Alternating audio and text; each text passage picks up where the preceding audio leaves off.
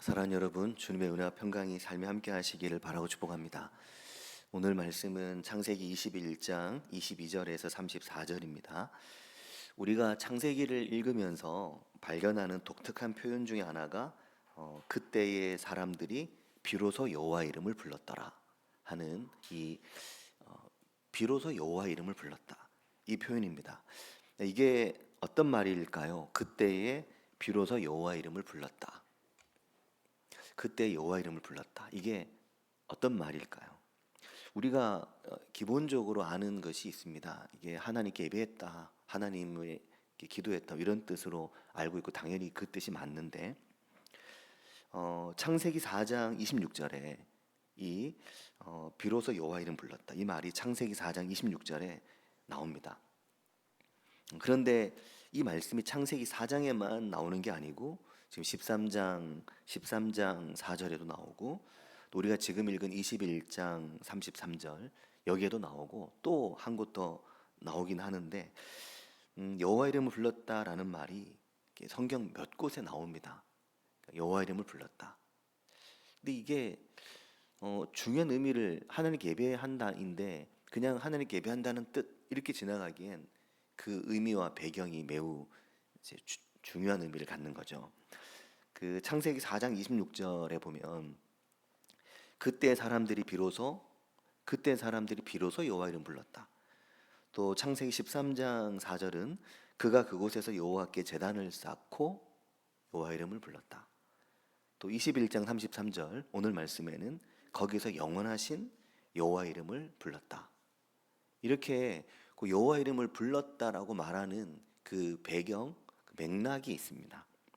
자, 사랑하는 여러분, 여호와 이름을 불렀다, 이게 어떤 말입니까? 이것은 그들이 비로소 제단을 쌓고 영원하신 하나님의 이름을 부르며 하나님께 예배를 드렸다는 겁니다.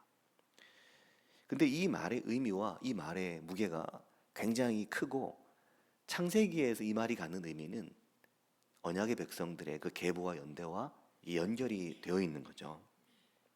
크신 하나님께 내가 처음으로 예배라는 것을 드려보았다, 이런 의미이기도 합니다. 내가 크신 하나님께 그때 그 순간 내가 처음으로 예배의 어떤 위엄과 예배의 어떤 큰 은혜를 내가 느껴보았다, 그 말이기도 합니다. 예배의 큰 벅찬 감격을 느꼈다. 이걸 제가 언제 이걸 좀 느꼈냐면 2023년 가을 9월달, 그때 2023년이 열왕기 상이었거든요. 그때 9월 한 달 주일 신앙사경회를 할 때 주제가 말씀 앞에 머뭇거리지 말고 말씀 앞에 머물라는 말씀이었습니다. 아마 기억을 하실 것 같은데, 그때 그 배너에 보면 현수막에 열왕기상 8장 10절과 11절 말씀이 거기 쓰여 있었거든요. 어떤 말씀이었냐면 솔로몬이 성전 건축을 완공하고 그리고 다윗성에서 언약궤를 성전으로 올려드리고 그리고 하나님 앞에 처음으로 이제 그 성전에서 예배를 드릴 때 그때 감격을 표현한 말이 열왕기상 8장이거든요. 근데 그때 열왕기상 8장 10절에 보면 어떤 말씀이 있냐면 제사장이 성소에서 나올 때 구름이 여호와의 성전에 가득하며 제사장이 그 구름으로 말미암아 능히 서서 섬기지 못하였으니 이는 여호와의 영광이 여호와의 성전에 가득함이었더라, 그렇게 말합니다. 그러니까 그 순간에 감격과 감동이 있는 거죠. 하나님 앞에 예배를 드릴 때 그 순간에 그 감격이 있는 겁니다. 근데 그 하나님의 영광이 가득한 성전에서 솔로몬과 또 그들이 목격한 하나님의 임재 영광인데, 그게 하나님 여기 계신다, 주 하나님이 여기 계시고 하나님의 영광이 우리 가운데 임재하고 계신다, 그것이거든요. 그게 예배의 영광입니다. 사랑하는 여러분, 이 예배의 영광을 느끼고 이 예배의 영광을 경험하고 그 예배의 영광 가운데 교회가 하나님 앞에 예배를 드리고 그 예배자의 한 사람이 되는 것이 정말로 우리의 신앙에 있어서 너무나 중요합니다. 그 예배의 영광을 느끼고 누리며 예배를 할 수 있는 것과 그 예배의 영광을 무언가 왜곡되게 느끼는 것과 아예 그 예배의 영광이 무엇인지 감이 없는 것과는 너무너무 큰 차이가 나는 거죠. 때로 우리는 하나님의 예배의 영광이라고 말하지만 사실은 어떤 음악적인 요소나 어떤 조명이나 어떤 분위기에 휩싸여서 그것이 예배의 영광이라고 착각하는 경우도 있고요. 어떤 경우에는 아예 그것을 한 번도 느껴보지 못했을 수도 있고요. 근데 하나님이 창세기를 통해 말씀하시는 그 예배의 영광은 하나님이 우리의 존재를 하나님의 거룩한 계보와 연대로 바꾸시고 하나님 우리의 인생 가운데 큰 하나님의 소망과 뜻을 주셨다는 이것을 발견하는 그 예배의 큰 영광의 하나님의 임재 앞에 나아가는 것입니다. 네, 창세기에서 그러니까 그들이 비로소 여호와 이름 불렀다. 그들이 거기서 영원하신 여호와 이름을 불렀다. 이 말은 가볍게 휙 지나갈 수 있는 이야기가 결코 아닌 거죠. 그래서 이 여호와 이름 불렀다는 말이 나오는 구절을 좀 잘 살펴볼 필요가 있거든요. 근데 여기를 보다 보니까 정말 그 안에 이게 하나님의 계보의 한 중요한 어떤 변곡점마다 이러한 이 여호와 이름 불렀다는 표현들이 반복적으로 사용되구나 하는 것을 느끼게 되는데 이 4장 26절 창세기 처음 등장하는 이 4장 26절의 경우에는 이걸 이제 문맥이 중요합니다. 왜냐하면 잘못 읽으면 어떻게 읽을 수 있냐면 아담과 하와 이후에 한참 지나서 에노스 때 가서 그들이 하나님의 이름을 불렀구나 이렇게 이해하기 쉽거든요. 저도 좀 막연히 그렇게 생각을 했었습니다. 왜냐하면 그 앞에 가인의 족보가 좀 길게 나오잖아요. 가인의 족보가 길게 나오고 그 뒤에 가인이 죽인 아벨, 그 아벨을 대신해서 하나님이 주신 셋, 이 셋이 그 톨레도트 언약의 계보이거든요. 그게 그 뒤에 나오니까 이걸 쭉 이어서 읽으면 한참 뒤에 있는 것으로 여겨지게 되는데 그 족보를 보면 가인에게 죽은 동생 아벨 대신 하나님이 그에게 셋을 주셨습니다. 그리고 셋의 족보를 거기에 기록하고 있거든요. 그래서 창세기 4장 17절부터 24절까지 이어지는 이 가인의 족보는 하나님의 언약의 족보나 언약의 계보가 사실상 아니죠. 그 안에 보면 다양한 이야기들이 나옵니다.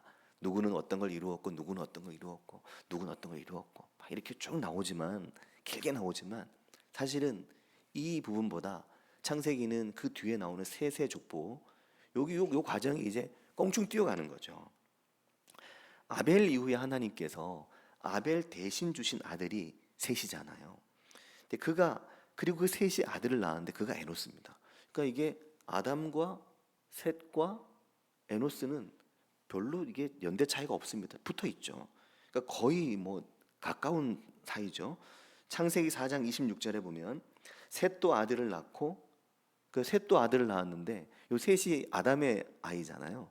그 셋도 아들을 낳았는데 그가 에노스입니다. 가인의 족보가 중간에 길게 있지만 그거 다 지나고 난 다음이 아닌 것이죠. 그리고 그때 이 아담과 셋과 에노스 바로 이 에노스가 그가 비로소 여호와의 이름을 부르며 하나님께 그가 제단을 쌓는 자가 되었다는 것을 이것을 말씀합니다. 가인의 족보가 길게 이어지지만 거기에는 여호와의 이름을 불렀다는 말이 없죠. 그들은 화려하고 그들의 역사에 많은 일들이 있고 많은 성취도 하지만 그들의 연대가 하나님의 연대와는 상관이 없는 것입니다. 자, 그러나 하나님의 연대인 아담과 아벨, 그는 죽고 셋, 그리고 에노스, 그 방향을 잃지 않고 하나님의 이름을 부르는 그렇게 하나님 앞에 예배를 드리며 나아가는 그들의 이 연대를 그들이 여호와의 이름을 불러서 불렀다. 그렇게 표현하고 말하는 겁니다. 자, 사랑하는 여러분, 우리가 하나님 앞에 이렇게 우리의 예배를 하나님 앞에 드릴 수 있는 그런 은혜가 우리에게 있기를 바라고 축복합니다.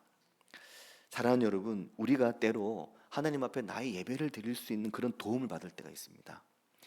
나의 예배가 흐트러져 있다가 나의 예배가 하나님 앞에서 멈칫멈칫하고 있다가 나의 예배가 하나님 앞에서 가다 말다 하다가 어느 순간 내가 하나님 앞에 좀 더 잘 예배를 드릴 수 있는 예배를 드리게 되는 그 삶의 한 구간이 우리의 삶에 있지 않습니까?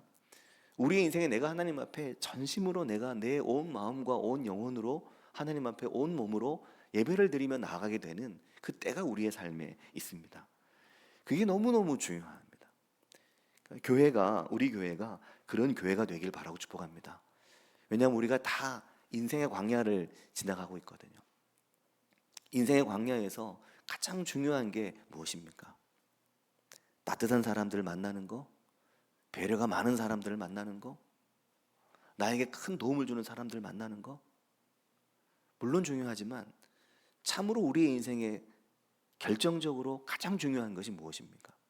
한 인생의 광야를 지나가다가 하나님을 만나고 그 하나님 앞에 온 마음으로 예배할 수 있는 그 예배를 내가 드릴 수 있는 게, 이게 너무나 우리에게 중요하거든요. 그게 교회의 존재 이유입니다. 그러니까 이것을 담은 말이 여호와 이름 불렀다인데, 그리고 두 번째 이 여호와 이름 불렀다는 표현이 13장 4절에 보면 나오는데, 13장 4절을 보면 좀 더 분명히 이것을 알 수 있습니다. 13장 4절은 언제가 배경이냐면, 아브라함이 하나님의 부름을 받고 하란에서 가나안으로 나아간 이후에 거기에서 애굽으로 내려갔다가 다시 올라왔을 때였습니다. 가나안 갔다가 흉년이 들어서 애굽 갔다가 다시 올라왔죠.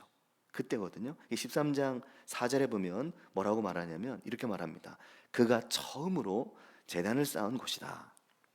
그가 거기서 여호와 이름 불렀다. 이렇게 말하잖아요.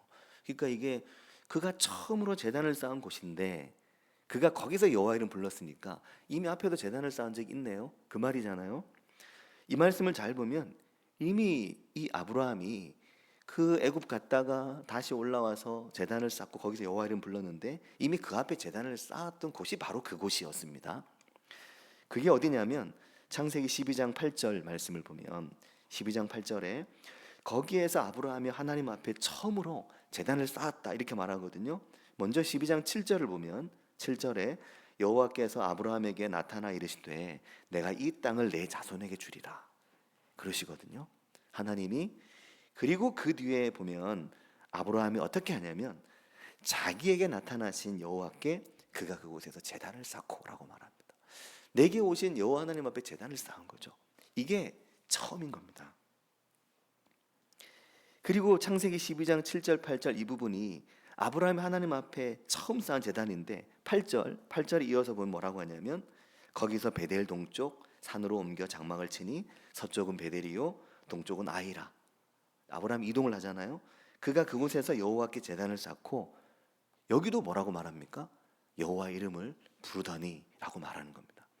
그러니까 지금 여호와 이름을 부르더니라는 표현이 4번 정도 지금 나왔죠.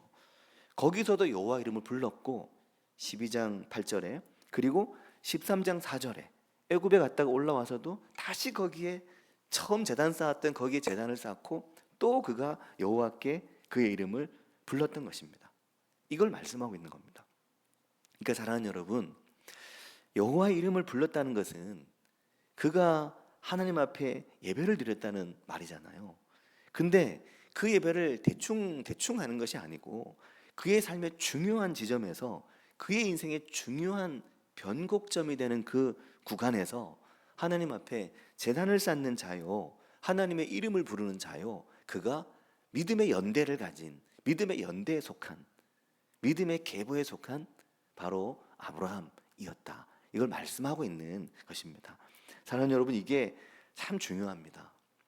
우리가 우리의 인생을 살면서 다들 우리가 내 삶의 한 중요한 변화의 시점을 만나게 됩니다. 내 삶에 어떤, 그때 내가 내 삶에 큰 변화가 있었어. 그때 내가 내 삶에 어떤 좀 변수들이 있었어. 그때가 내 인생의 한 정점이었어. 이런 때를 우리가 다 살거든요. 그때 내가 정말 잘 나갔는데라든지, 그때 내가 되게 어려웠는데라든지, 이런 삶의 중요한 계기들이 있습니다. 그 중요한 계기와 그 중요한 변화의 시기에 나는 누구인가 하는 거죠. 그때 나는 그 중요한 인생의 중요한 시기마다 나는 하나님 앞에 누구였는가 하는 겁니다. 그때 내가 여호와 이름을 부르며 그 이름을 찬양하며 그 이름 앞에 영광을 돌리는 나의 예배로 하나님 앞에 나아가는 예배자였는가 하는 거죠. 그렇게 말씀이, 오늘 말씀 창세기 21장으로 오면 이때는 이제 언제입니까? 아브라함이 남방 가데스 지역으로 네겝으로 내려가 있을 때였습니다. 여기서 그곳이 이제 그랄 왕이 다스리는, 그게 이제 블레셋 지경이었죠. 근데 그때는 이제 블레셋 뭐 이렇게 국경 큰 의미가 없는 때라서 창세기 20장 1절에 보면 20장 1절에 아브라함이 소돔과 고모라가 멸망한 이후에 그가 있던 곳에서 이 네게브 땅으로 옮겨갔습니다. 그래서 20장 1절에 뭐라고 하냐면 아브라함이 거기서 네게브 땅으로 옮겨가, 그렇게 말합니다. 요 네게브 땅, 이 헤브론 남쪽에 있는 그 광야지대로 내려간 거죠. 거기가 이제 나중에 보면 브엘세바입니다. 자, 근데 사랑하는 여러분, 이 네게브 땅이 바로 이제 남방 광야라고 말하는 광야지대입니다. 사람도 안 살고 척박하고 살아도 뜨문뜨문 정말 그 유목민이나 살고 있는, 그리고 그 어떤 쪽에 좀 사람 살만한 곳에 그랄이라고 하는 나라 같은 부족 국가가 있고, 거기 이제 그랄 왕 아비멜렉이 있는 거기죠. 이 광야 네게브, 이 말 자체가 거치는 광야를 말합니다. 거칠다라는 뜻을 가지고 있는 말이거든요. 물도 없고 메마르고 사막지대인 거죠. 아브라함이 거기로 왜 갔냐면, 가나안에 있지 뭐하러 갔어? 가나안에는 가나안 족속들이 있잖아요. 그 가나안 족속들과 끊임없이 일어나는 갈등들이 있었던 것입니다. 그래서 아브라함으로서는 그 남방 지역으로, 거기는 이제 사람들이 주로 거주하는 곳이 아니니까, 또 아브라함의 특성상 유목을 위해서 가나안 아래쪽으로 내려갔죠. 그러니까 거기가 뭐 좋아서 갔다 이렇게 하긴 어렵습니다. 근데 그곳에서 아브라함은 어떤 사건이 터졌었나요? 그랄 왕에게 아내 사라가 누이라고 하는 사건이 벌어졌잖아요.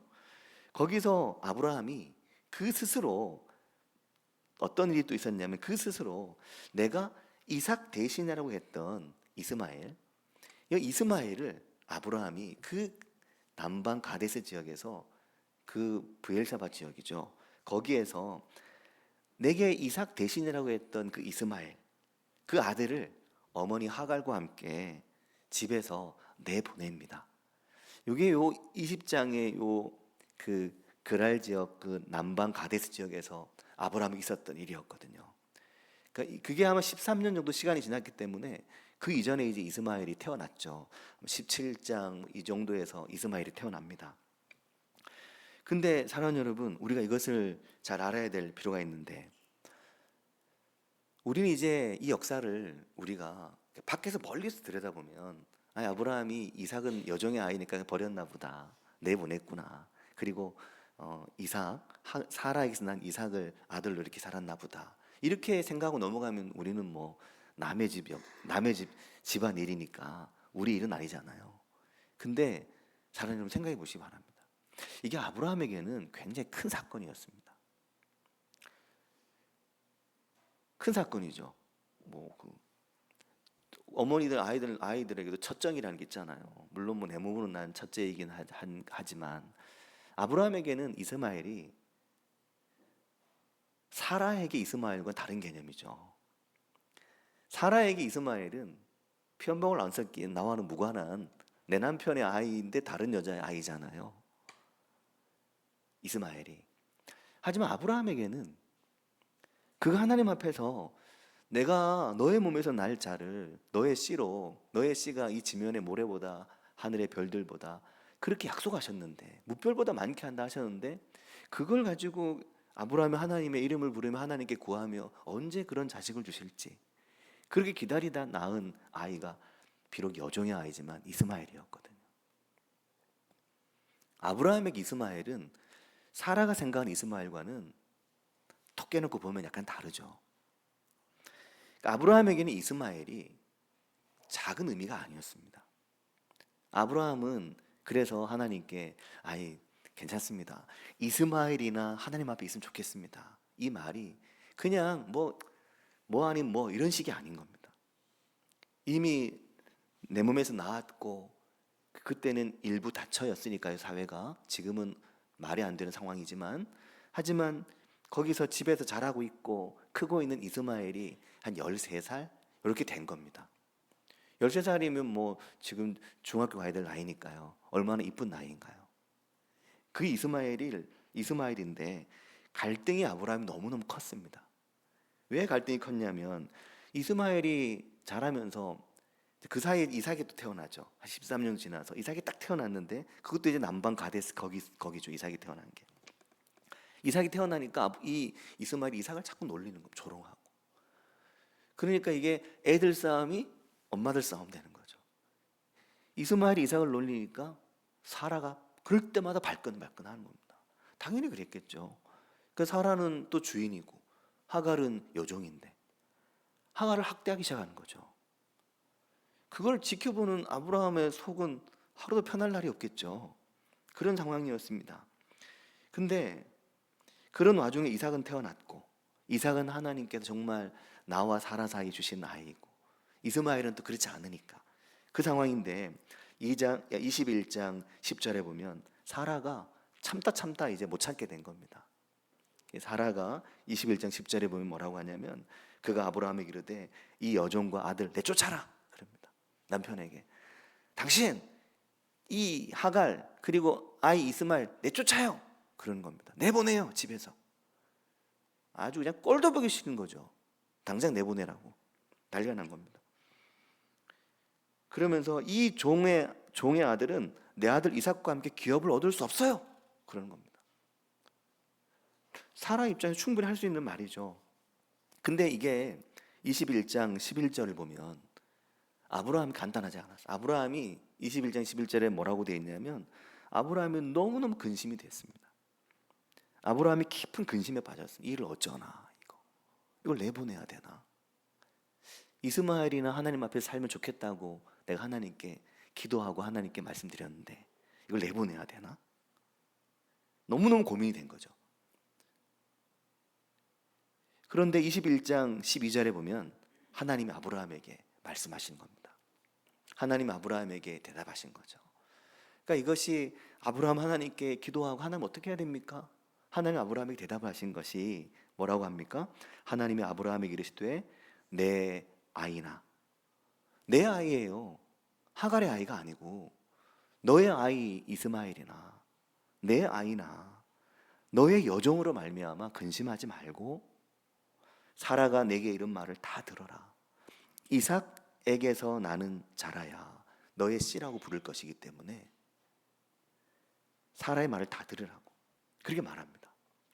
아브라함아 너의 아이다 이스마엘 내 아이니 또 내 아이나 내 여종 때문에 근심하지 말고 이삭에게서 나는 자라야 너의 씨라고 내가 할 것이기 때문에 그들을 내보내라 그렇게 이야기하십니다. 이 하나님이 좀 매몰차신가요? 아브라함도 지금 고민인데 하나님도 남의 집안 일이라고 이렇게 말씀하시는 건가요? 13절에 보면 내 여종의 아들도 너의 씨니 내가 그로 한 민족을 이루게 하겠다 그렇게 하나님 말씀하십니다. 하나님은 이 계획을 가지고 계신 거죠. 그래서 내보내라 내가 그도 한 민족을 이루게 하겠다 그렇게 말씀하십니다. 자, 그렇게 하갈과 이스마엘을 내보내는데 아브라함이 보면 중요한 일이 있을 때마다 아침에 일찍 일어납니다.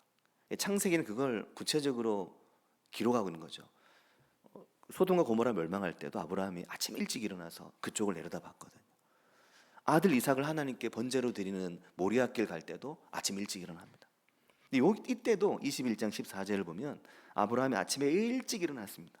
그리고 떡과 물 한 가죽 부대를 챙겨서 하갈의 어깨에 메워주고 아이를 데리고 나가게 하는 거죠. 이거 보면 되게 슬픈 장면이에요. 그렇게 하갈이 아들 이스마엘과 함께 나가서 창세기는 뭐라고 말하냐면 방황을 하고 있다고 말합니다. 어디를 방황했냐면 브엘세바 광야를 방황하는데 여기가 지금 아브라함이 지금 살고 있는 곳이거든요. 브엘세바 가데스 그 광야입니다. 그 브엘세바 광야를 막 방황을 하는 겁니다. 그 브엘세바 광야를 하갈이 나가서 아브라함의 그늘에 있다가 나가가지고 어디로 가겠습니까? 연약한 여종의 몸으로 아이 데리고 이제 13살 그런 아이 데리고 밖으로 나가가지고 떡이랑 물 한 가죽 부대 메고 어디로 가겠냐고요. 이 하갈이 얼마나 서럽겠습니까? 너무너무 서러운 거죠. 인생이 아주 서러운 겁니다. 뭐 이스마엘 태어났을 때 그래 좋아하더니 이제 이삭 태어나니까 그냥 나는 그냥 내다버리는 거죠. 이게 정말. 그래서 21장 15절을 보면 하갈이 이스마엘과 함께 나가서 방황을 하는데 가죽 부대에 물이 다 떨어졌거든요. 그 남의 물통에 물 떨어지니까 내 일 아닌 것처럼 우리가 볼 수 있는데, 그래서 성경을 깊이 읽는 게 필요합니다. 아이고, 물통에 물이 떨어졌구나. 내 인생에 물통에 물 떨어지는 생각도 해야 되는 거거든요. 그래서 이 어머니와 아들이 처량하죠. 그런데 그때 하갈이 어떻게 합니까? 그 자식을 관목 덤불 아래에 두고라고 21장 15절에 말하거든요. 그 아이를 어디에 두었냐면 관목 덤불이라고 말하는, 이게 가시덤불입니다. 가시덤불. 우리가 여기서 보는 게 가시덤불 같이 막 그냥 자라 있는 그런 가시덤불, 그거 이렇게 모여 있는 가시덤불 그 밑에 왜 거기 뒀을까요? 그늘이 없어서 그런 겁니다. 그나마 그 가시덤불이 무슨 그늘을 만들어 주겠습니까? 하지만 그 가시덤불 아래라도 두면 조금의 그늘이라 되니까 그 잎사귀 하나 없는 가시덤불, 그 관목덤불 그 아래에 두고, 화살 한바탕이라고 그러죠. 화살 쏠만큼은 좀 저만큼 가가지고 애 옆에서 울 수도 없고, 저만큼 가가지고 떨어져서 내 소리 안 들릴 정도 가가지고 그 관목덤불 아래 눕혀놓은 아이를 멀리서 바라보며 대성통곡을 하는 겁니다. 슬퍼서 우는 거죠. 사랑하는 여러분, 이게 창세기가 이걸 기록하고 있는 것입니다. 그의 슬픔과 그의 눈물을 기록하고 있죠. 이 관목덤불이 브엘세바 광야의 많은 나무입니다. 곳곳에서 이렇게 한 번씩 볼 수 있는 그냥 이렇게 가시나무 덤불처럼 막 자라 있는 그런 거. 이게 그늘 한 점 주지 못하는 가시나무 덤불인 거죠.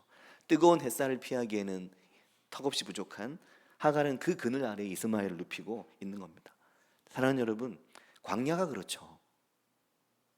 우리 인생의 광야도 그렇습니다. 내 삶의 광야는 햇살 하나, 차가운 바람 한 점 피할 수 없는 광야 가운데 우리가 서 있을 때가 있거든요. 하갈이 그 그늘 아래에서 이스마엘을 두고 우는데, 하갈의 광야이든 또 그 아이 이스마엘의 광야이든 그곳이 누구의 광야이든 어쩌면 그곳이 나의 광야일 수 있는 거죠. 내 인생의 광야. 너무 서럽다. 인생이 그냥 아주 그냥 인생이 너무너무 춥다. 너무너무 살기 공고하다. 그런 광야.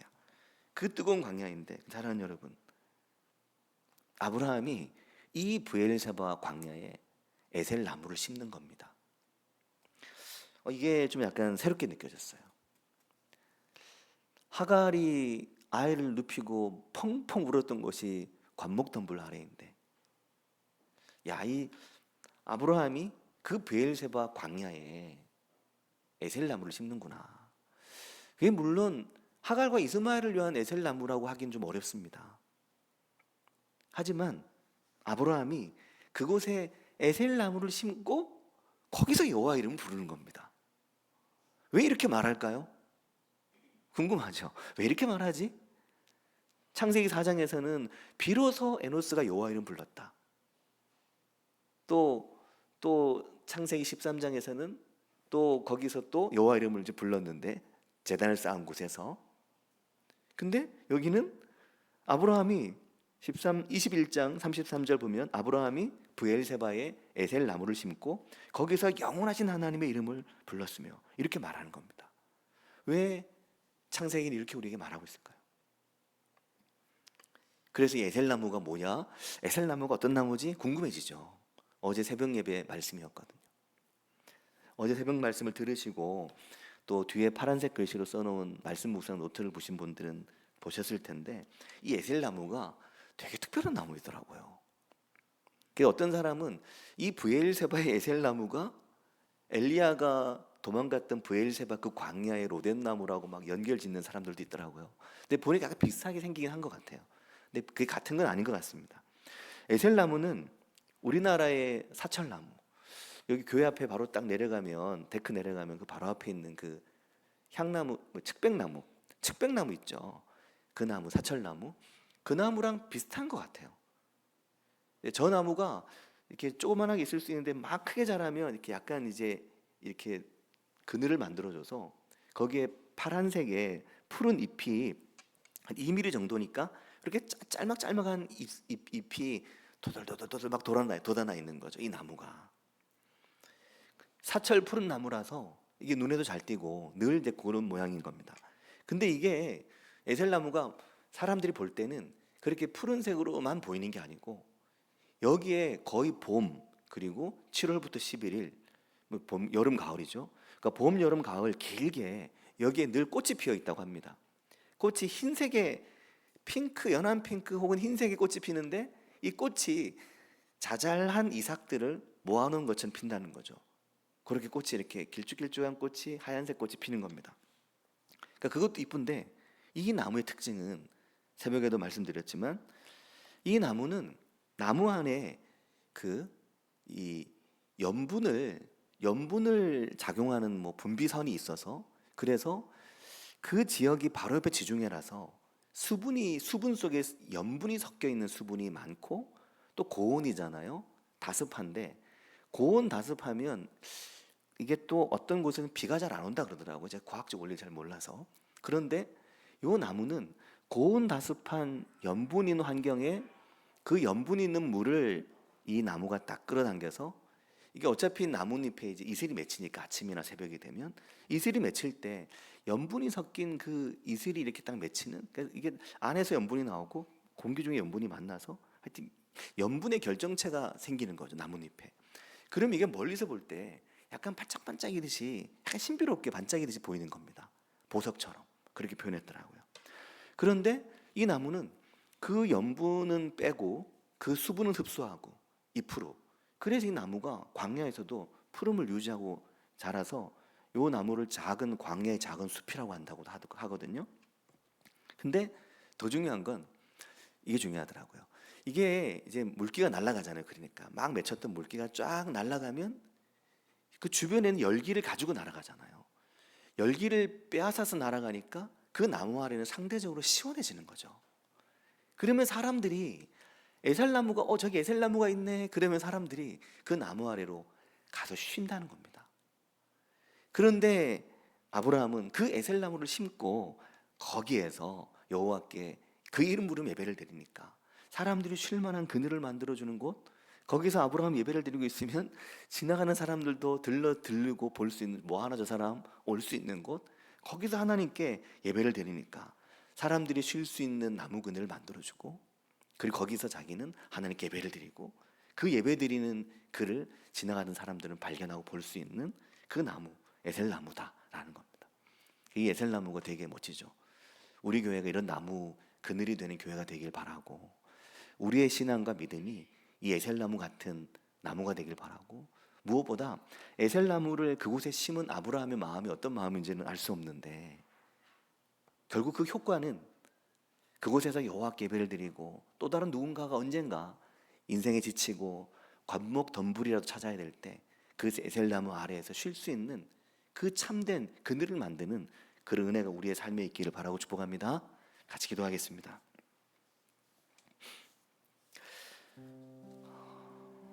이 시간 기도하실 때 아브라함의 역사를 이렇게 읽으면서 아브라함 또 셋 또 그 믿음의 조상들이 하나님 앞에 제단을 쌓고 여호와 이름을 부르며 예배를 드리고 또 창세기 21장에서는 에셀 나무를 심고 그 앞에 하갈은 아들 이스마엘과 함께 관목 덤불 아래에서 슬피 울었었는데 이제 그 광야를 지나가는 사람들 중에 누군가는 아브라함의 에셀 나무 아래에서 울어도 되겠구나 생각할 수 있죠.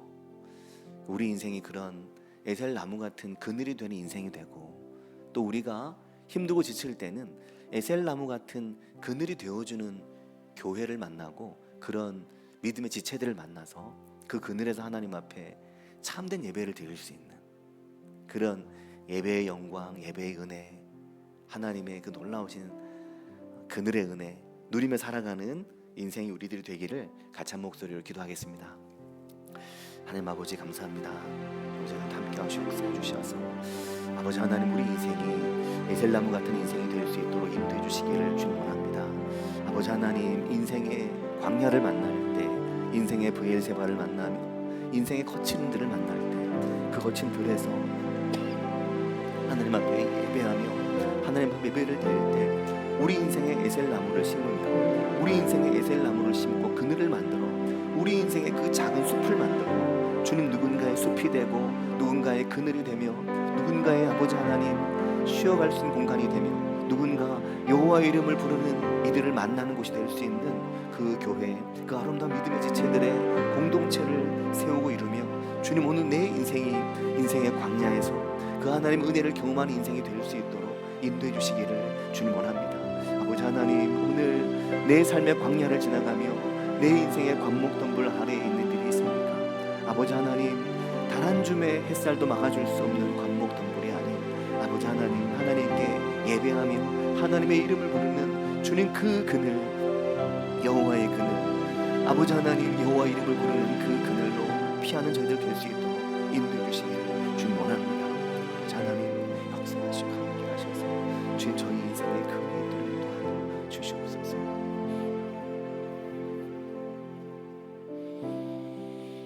하나님 아버지 은혜와 사랑을 감사드립니다. 인생에 참으로 험난한 고난의 길을 넘어 하나님 앞에 제단을 쌓으며 하나님 앞에 여호와 이름을 부르며 예배를 드릴 때 아버지 하나님 그 인생이 관목 덤불 아래가 아니라 에셀나무 그늘에서 그 시원한 나무 그늘에서 하나님 앞에 예배드리며 하나님의 이름을 찬송하는 그 은혜가 저희들의 삶에 있고 또한 무엇보다 저희 인생의 광야를 지나갈 때 아버지 하나님 그 광야 속에서 우리 인생에 시원한 바람을 주시고 우리 인생에 참된 그늘을 주시는 하나님, 그 전능한 하나님의 편팔 아래에서 살아가는 저희들이 될 수 있기를 원합니다. 하나님 아버지, 지난 한 주간 어떻게 살아왔습니까? 또 한 주간 어떻게 살아가겠습니까? 인생의 험난한 길 지나갈 때 하나님 동행하시며 함께 하신 하나님께서 나를 지키시고 나를 인도하셔서 반드시 하나님의 약속하신 곳으로 돌아오게 하시는 분이심을 믿고 살아가는 저희들이 되도록 인도하여 주시옵소서. 예수님의 이름으로 기도합니다. 아멘.